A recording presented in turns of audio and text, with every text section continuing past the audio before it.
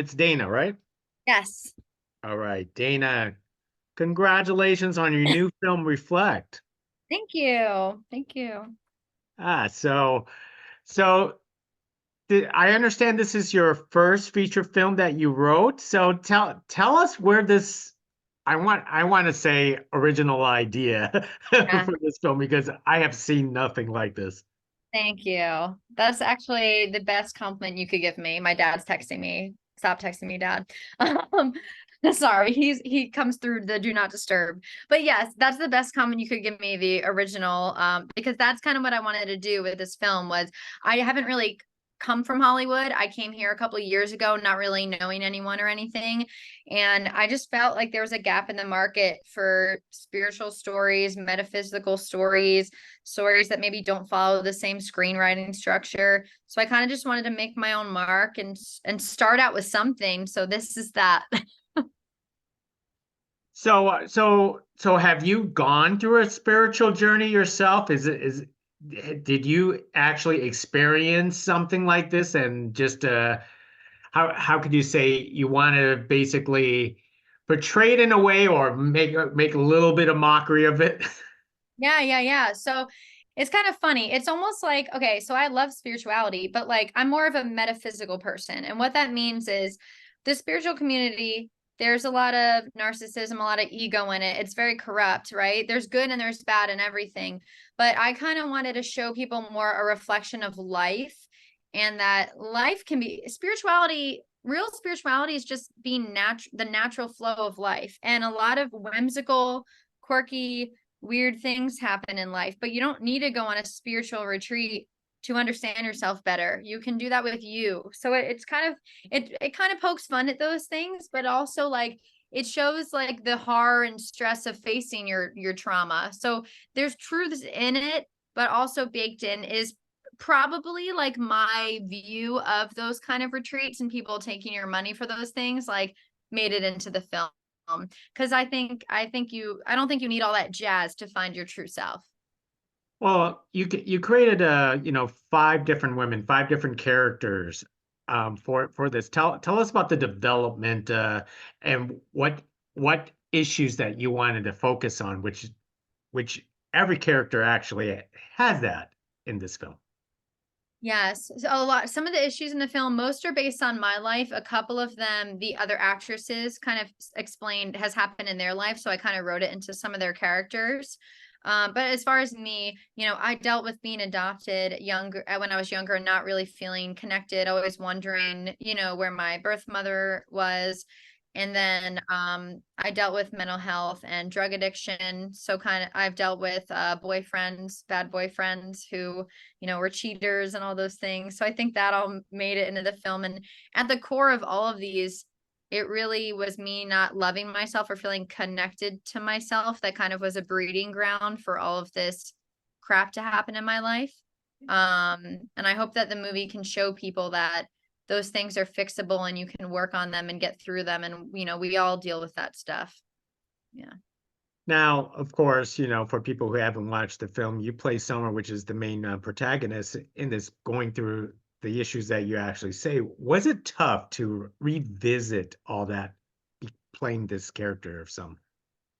Yeah, actually. So every time I watch the end when she's talking to her mother, her birth mom about like wishing someone, played with her hair, told her how to talk to guys, like I cry every time I watch that. And I never thought like I didn't really realize how big of an effect being adopted had on me. I always was told people like I'm fine. I know I met my birth mom. My parents are, I love my parents. Like this doesn't bother me, but clearly I think like the thought of what my life could have been with someone else has always like been there, I guess. Like it's a thought I think that's very natural for kids who are adopted to have and also feeling disconnected because when you meet your birth mother, you're not necessarily feeling fully connected to her because you weren't raised with her. And then your parents, you're not blood related. So it's a very weird thing feeling like that.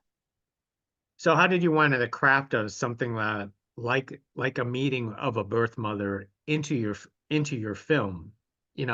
Because obviously you don't want to be exactly like how it was in real life. Yeah, and this wasn't like it this was more me meeting with like my birth mother's spirit. Like the way I actually met my birth mother was like I was 19, I got on a plane, went to South Carolina. We like partied and had a good time, and like I met her sister, and it was such a great experience. But I think like the underlying trauma and thoughts that you have as a human, like wondering why your mom gave you away, like wanting to know her side of things. Like me and her had those discussions throughout my 20s, and she, you know, read me her diary and all those things. And I think this was really like my soul talking to her soul and us understanding each other. And I felt like that was really important to put in the film, and like an almost like kind of like in a floaty ethereal way. It didn't feel like real, really, if that makes sense. So in essence, in real life, it has a much happier and I don't want to reveal the ending in Oh Reflect. yeah, you could talk about it. So in real life, it is a much happier ending. But I think even though it's a happier ending, I think that my birth mom knows this. Like, you know, there's a lot she keeps inside, and I think this film was a way of exploring maybe anger or confusion me and her both have. Or her like for her, she was just trying to live, and which I say in the film, she gave me up not because she wanted to ruin my life. She was a young girl herself. So I hope people watching this will actually, instead of having anger for their adoptive parents, have respect and understand that they were a kid themselves, or they're just a human. They have faults. That's kind of why I made that scene, to have people maybe have more compassion and empathy for someone they might be angry at. Now, Reflect is definitely a true indie film. Tell us about wearing the different hats because this is your writing debut. This is also your directorial debut, and you know you have to play the lead in this case. Mhm. Yeah, it was a lot. And I also got the funding for the film, so it was so stressful. I wouldn't recommend doing all those things. I think if I, you know, going forward, I'll probably focus on directing and writing or acting. So like I'll direct and write my own films, and then I will act in other people's films. So kind of keep it separate. But it was definitely an experience. It showed that I can do it. It was hard. It was hard. Did you become your worst own critic during the process? Yeah, that's another thing actually in the editing process. I think I maybe didn't have a great objectivity because I was too worried about how my acting was. So I had to take a step back and really look at myself more, like remove from myself and like serve the story. It didn't mean like if I didn't like how I looked in the shot, it didn't matter. If it was a good shot, it was if it was a good acting, it was going in. So yeah, I had to really learn how to remove myself. But I think all these things made me grow as an artist for sure. Yeah.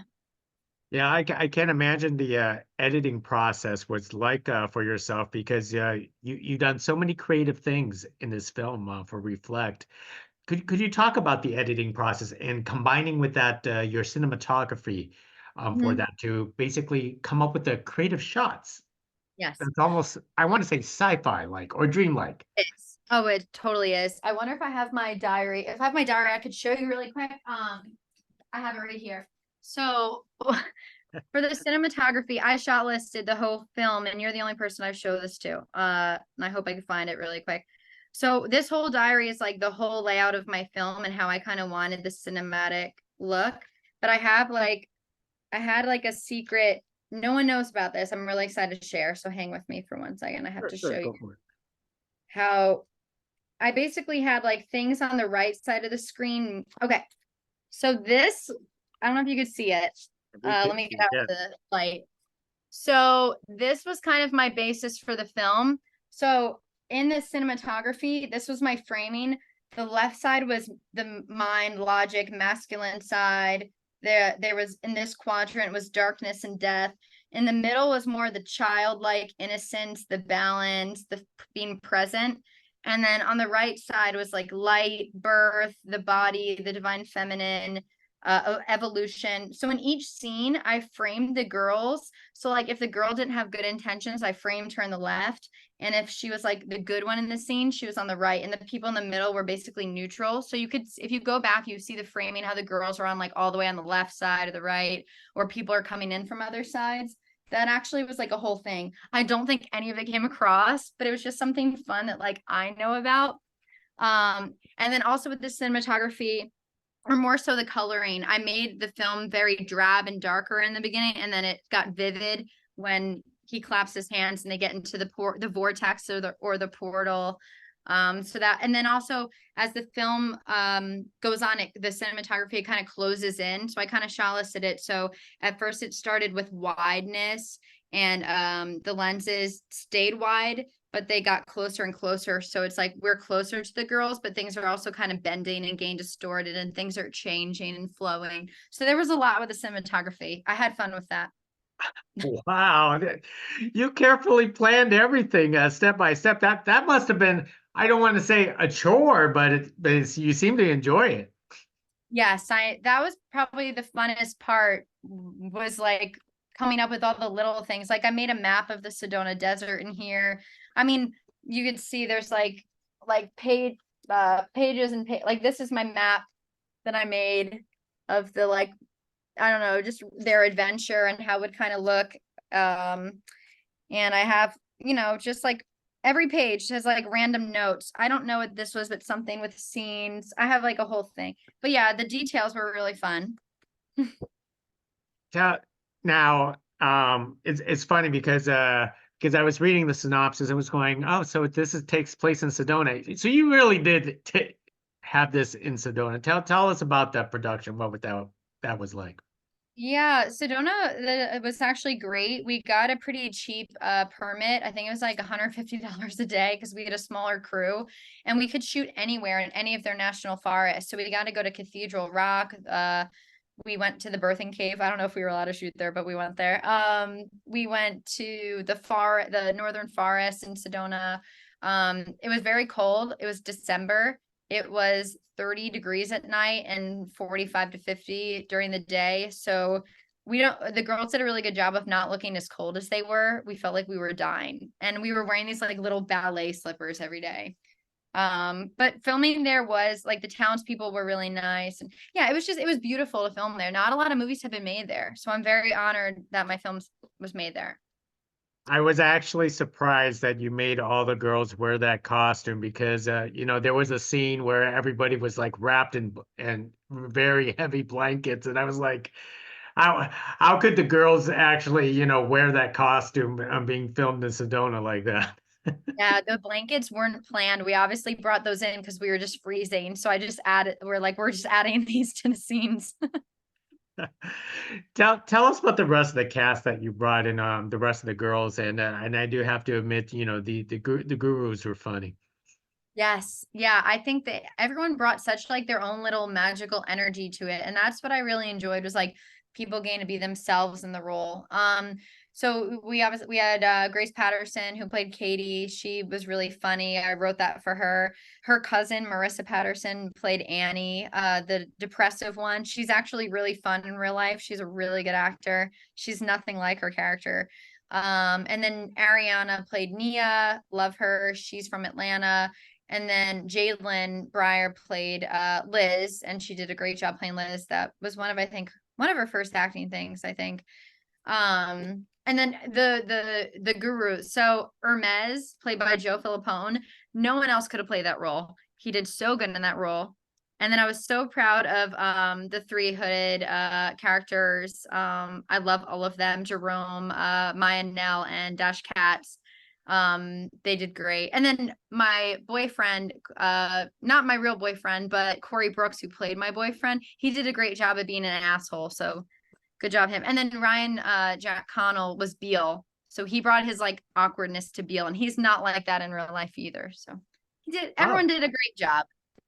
sounds like you had a lot of fun, making this your directorial debut. Did you uh, did you figure out sort of like a directing style that you adopted for yourself? Yeah, I think with every film it's probably going to change. Like my next film is going to look nothing like this film, but I think with me it's metaphysical undertones, and it's more like just a vibe, and I think I'll figure it out as I go, like what the through line is, because I don't really know yet. I feel like it's not really something you can put into words. I feel like it's just like a feeling more. which people will see once I make more films. So yeah, it's a very like untangible thing. I can't really explain my style, but this film had a style all its own that I'm proud of the filming style for sure. It was like Emmanuel Lubezki, Terrence Malick, M. Night Shyamalan was thrown in there. A little bit of Justin Benson, Aaron Moorhead, Britt Marlane, and Terry Gilliam. I think that would round it out.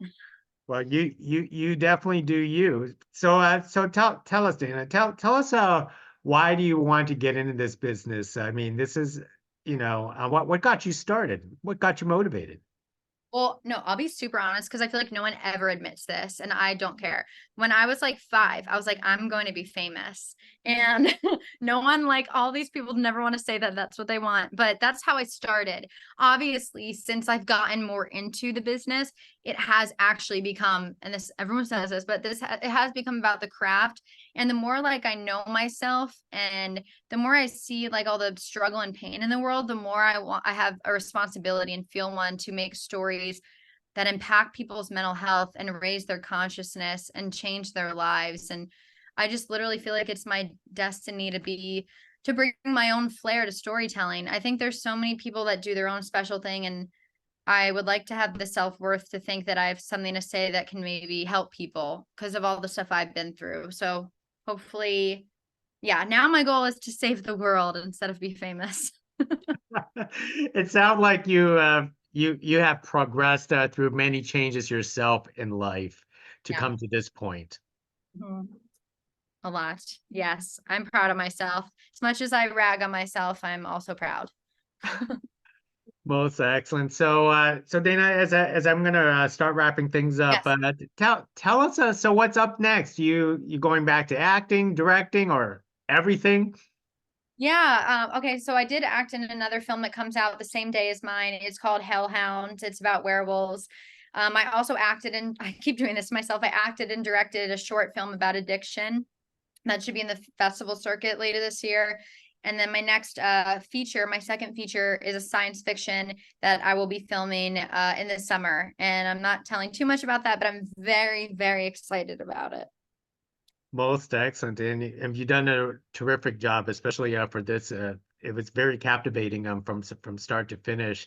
And I'm just going to ask you one last personal question, and I was admiring is you have a ton of tattoos, and I just have to ask how many do you actually have? Because it was showcased in your film quite a bit. Yeah. Oh my God. I Lost must have out. like uh 30 or 35, maybe 30. Wow. Yeah, I so the whole story behind that, a shorter version is I lived in South Florida for 9 years. I went to rehab there when I was 21, and I worked in like the mental health and rehab industry for 9 years, and like the thing there was like being tattooed and being cool. So I just kind of like got sucked into the culture, and we were all sober, but we were 20-year-olds, and for a rush because I didn't drink or do drugs, we got tattoos. Well, thank you for telling that story. That's actually very interesting. And also, thank you for showing your production diary. I mean, that is a great system. Hopefully you do that again on your next project, most definitely, and share that. Yes, I'm excited to dive into it. I'm scared to dive into my next project because once I'm in it, I'm going to be sucked in. So I'm trying to wait till February to really start my next diary. Well, thank you very much for carrying this conversation with us, Dana. And everyone should definitely check out Reflect. Thank you for speaking with us. Thank Thanks. you.